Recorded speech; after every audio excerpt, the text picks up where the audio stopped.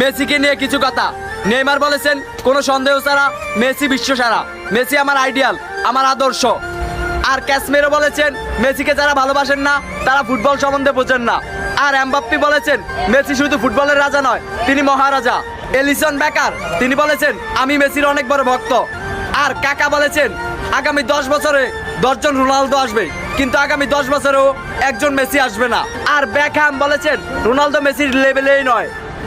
আর Ronaldinho বলেছেন মেসির সাথে যে কোনো প্লেয়ারের তুলনা করা অপরাধ। আর বেনজেমা বলেছেন যারা মেসির সমালোচনা করেন তারা ফুটবল বোঝেনই না।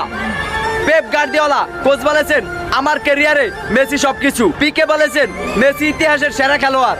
লা লিগা সভাপতি বলেছেন মেসি লা লিগার সম্পদ। আর প্লেকে জিজ্ঞাসা করা হয়েছে মেসি নাকি রোনালদো, তখন প্লে উত্তরে বললেন মেসি।